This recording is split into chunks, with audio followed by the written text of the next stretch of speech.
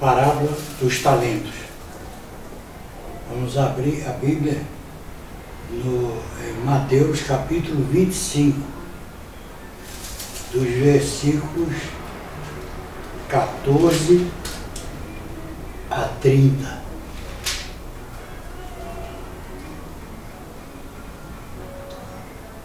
Pois será como um homem que, ausentando-se do país, chamou os seus servos e lhes confiou os seus bens.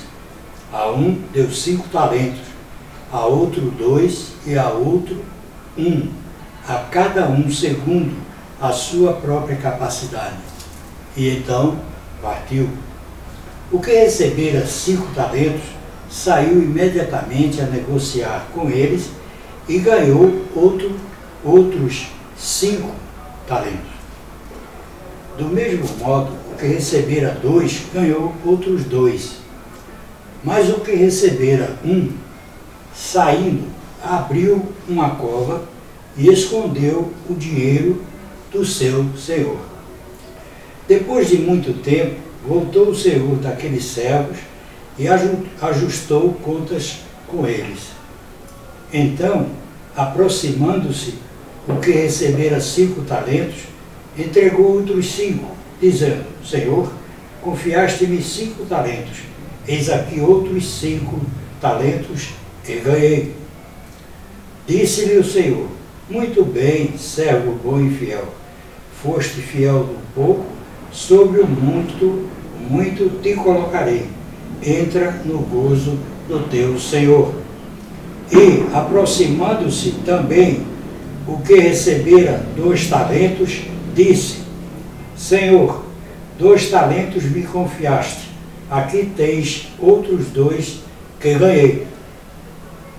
Disse-lhe o Senhor: muito bem, servo bom e fiel, foste fiel no pouco, sobre o muito te colocarei, entra no gozo do teu Senhor.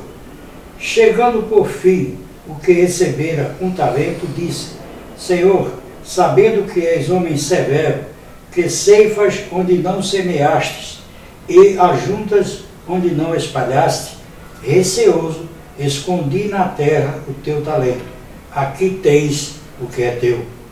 Respondeu-lhe, porém, o Senhor: servo mau e negligente, sabias que ceifo onde não semeei e ajunto onde não espalhei? Cumpria, portanto, que entregasses o meu dinheiro aos banqueiros, e eu, ao voltar, receberia com juros o que é meu. Tirai-lhe, pois, o talento e dai-o ao que tem 10, porque a todo o que tem se lhe dará, e terá em abundância, mas ao que não tem, até o que tem lhe será tirado. E o servo inútil lançai-o para fora nas trevas, ali haverá choro e ranger de dentes.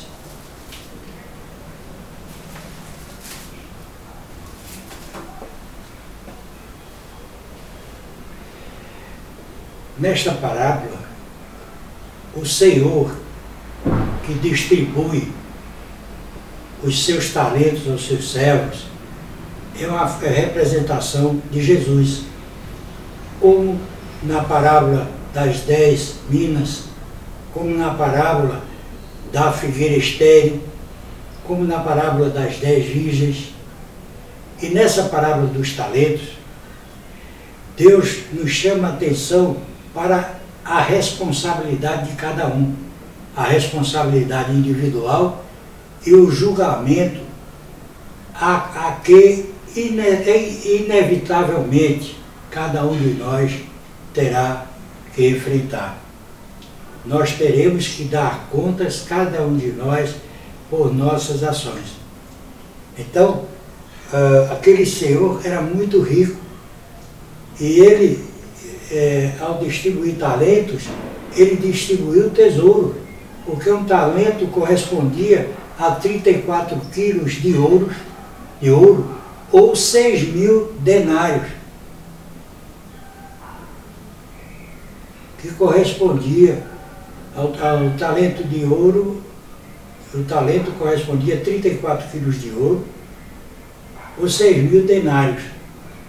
E um denário era um dia de trabalho de um trabalhador. Então não era quantia pequena. E aquele senhor muito rico, chamando seus servos, deu ao primeiro 5 talentos. E este logo saiu a negociar e transformou os 5 talentos em 10 talentos. Ganhou 5. O segundo, a quem o Senhor deu 2 talentos, também dobrou a quantidade de talentos recebida e trouxe ao seu Senhor 2 talentos a mais. Estes 2 receberam a aprovação do seu Senhor quando lhes disse: servos bons e fiéis, porque fostes fiéis no pouco, sobre muito te colocarei. Então o servo, cada um viu essa aprovação: servo bom e fiel, foste fiel no pouco, e sobre muito te colocarei. Entra no gozo do teu Senhor. Então,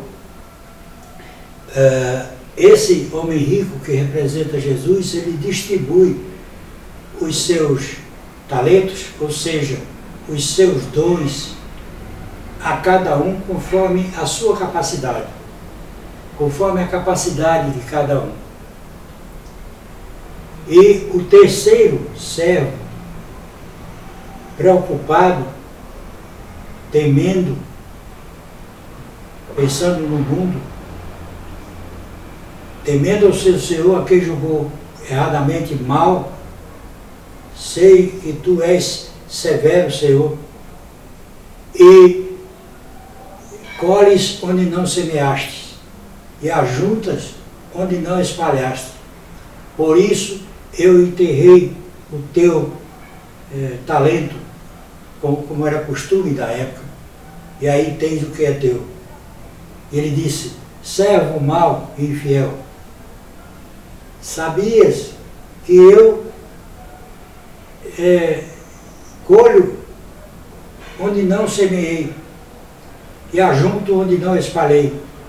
Melhor seria que tivesses aplicado o talento em um banco, e quando eu voltasse teria o juro do que é meu. E deu ordem aos seus anjos que tomassem o talento desse mau servo e o dessem ao que tinha mais talentos. Pois Jesus ensina que ao que tem mais lhe será dado, mas o que não tem, até o que tem lhe será tirado. E depois deu ordem aos seus anjos que lançasse esse mau servo nas trevas, onde há choro e ranger de dentes, essa treva representando a condenação eterna. Então, o Senhor Jesus, quando semeia a sua palavra, se ela cai em bom solo, como na parábola do semeador, ela vai gerar árvores que dão 30, 60 e 100 por um. Ou seja, elas vão produzir fruto do Espírito, porque é uma boa árvore. E a Escritura diz que uma árvore má não pode dar bom fruto, como uma árvore boa não pode dar mau fruto. Também diz que toda árvore que não dá bom fruto será cortada e lançada no fogo. E o fruto do Espírito são amor, alegria, paz, paciência, amabilidade, bondade, fidelidade, mansidão e domínio próprio. O fato de recebermos dons não significa que fomos aprovados por Deus. O modo como administrarmos, como aproveitarmos esses dons,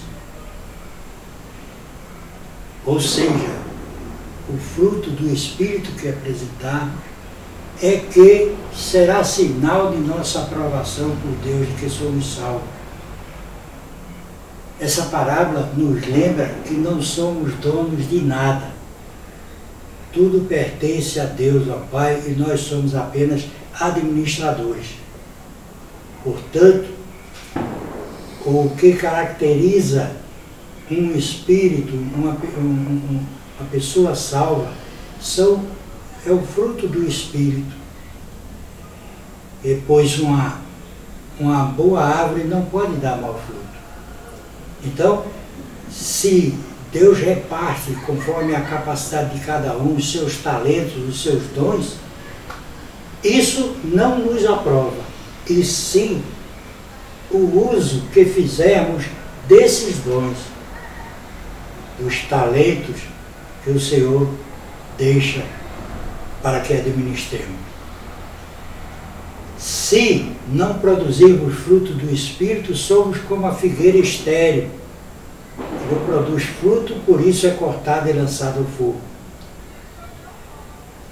Pois o que não produz fruto, por ter seu coração endurecido, ele não recebe a palavra de Deus. Jesus diz que ele não ouve, não vê, e não, por endurecer seu coração, não deixa que o Senhor Jesus entre, nele faça morada, e lhe cure. Então, essa pessoa, como a árvore estéril, ela não vai produzir fruto. E toda árvore que não produz fruto é cortada e lançada ao fogo. No entanto, aquele que crê em Jesus e produz frutos, pois a fé sem frutos, a fé sem obras, é uma fé morta. E uma fé morta vem de uma árvore estéril e, portanto, será lançada ao fogo. Então, que nos conscientizemos de que devemos buscar a Jesus, buscar a Deus, enquanto se pode achá-lo.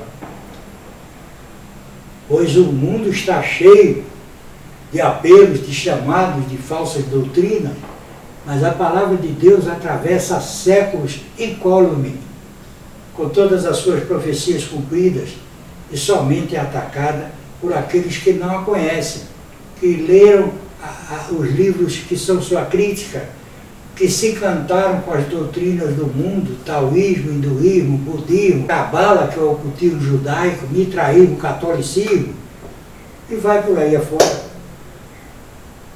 Existem 10.000 religiões diferentes. Religião não salva absolutamente ninguém. Disse Deus, só há um mediador entre ele e a humanidade, Jesus Cristo, homem. Não existe outro. E disse que nós somos indesculpáveis, porque ele deixou sinais de absoluta clareza para aqueles que querem ver de que existe um Criador, pois ele deixou suas impressões digitais em toda a sua criação. No entanto, ele disse, por acaso, isso é o cumprimento de mais outra profecia, por acaso encontrarei fé quando voltar à Terra? Outra profecia cumprida, nos últimos dias muitos virão em meu nome. Ele não disse que via em nome de Buda, via de Shiva, vem no nome do Senhor Jesus. E está aí mais de 60 pessoas em diferentes partes do mundo dizendo o seu Cristo. Também outra profecia cumprida, sereis odiados por causa do meu nome. Então cristãos são sacrificados, martirizados hoje em dia em vários países. Então o pior cego, Jesus diz, é aquele que não quer ver. Ele não consegue ver, é como aqueles que estavam na praia, que estava tão lotado que o Senhor Jesus entrou num barco onde estavam os seus discípulos e começou a falar sobre a parábola do semeador. E os seus discípulos lhe perguntaram, por que lhes falas por parábolas? E o Senhor Jesus disse, porque a uns é dado entender e conhecer os segredos do céu, mas a outros não é dado, porque esse povo me ouve de má vontade, fecha os olhos e endurece o coração, para que se cumpra a profecia de Isaías, que disse, tapa-lhes os ouvidos, cerra-lhes os olhos, e endurece o seu coração para que não sejam salvos, pois esse povo ouve de mau grado a palavra do seu Salvador, o unigênito Filho de Deus. Então, que guardemos essa lição e não nos enganemos com as falsas luzes do mundo e com os apelos de uma mente de inteligência sobre-humana, mas completamente voltada para o mal, que é a de Satanás, o pai da mentira, que quando mente, fala do que lhe é próprio. Então, depois que a pessoa está cega, ela se agrada com tudo, mas não suporta a palavra de Deus.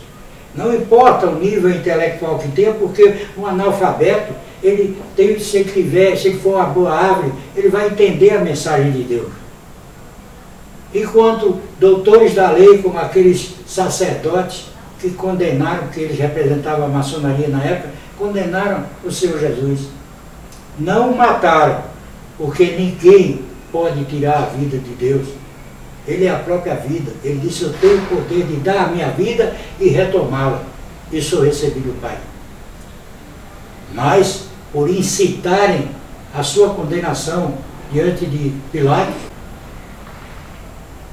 então, eles foram responsáveis. Ainda mais que disseram que o sangue desse justo caia sobre nós, nossos filhos. Selaram a própria condenação. No entanto, Deus honra o pacto que tem com Abraão, e após alcançar o último gentio a se converter, porque a geração que presenciou o renascimento de Israel de forma miraculosa, conforme previsto na Bíblia, a única nação que renasceu em um só dia, numa reunião da ONU, presidida por um brasileiro, Oswaldo Aranha. Os judeus que estavam dispersos há praticamente 2000 anos, praticamente sem sua língua, eles já não sabiam escrever e falar o hebraico. Então, eles foram reunidos em sua terra de forma milagrosa e Israel foi reconstruída. E Deus disse, plantarei Israel como um jardim. Israel encherá de flores o mundo. Israel é um oásis no meio do deserto. E é talvez o primeiro exportador de flores do mundo. E o segundo de fruto. Então, é outra profecia cumprida. E Jesus disse que a geração que presenciasse esse renascimento seria contada a última geração. A geração que presenciasse isso não passaria. E uma geração na Escritura é de 70 anos,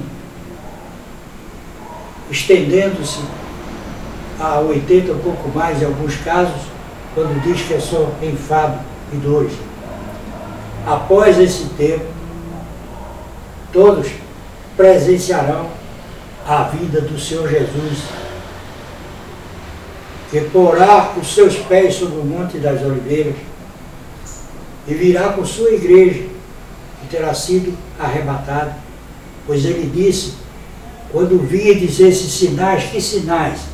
Guerras e rumores de guerra, calamidades, terremotos, grandes incêndios, inundações, catástrofes a toda hora, inversão completa dos padrões morais, uma sociedade que está baseada em filosofias como pluralismo e relativismo, onde cada um tem sua verdade.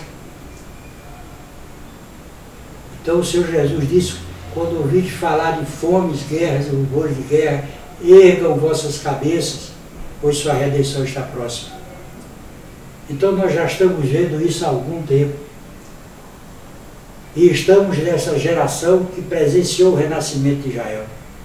E segundo as palavras de Jesus, esta geração não passará sem que o Senhor Jesus arrebate a sua igreja e ponha em seguida os pés sobre o Monte das Oliveiras, onde ele virá a separar do seu juízo quando houver o juízo final, ele separará os ímpios dos que creem. Os seus, os separados, ele porá à sua direita, e os ímpios à sua esquerda. Deus também abreviará esse tempo depois do arrebatamento da igreja, para que alguma carne sobreviva, pois se esse tempo não for abreviado segundo a palavra de Deus, nenhuma carne sobreviverá.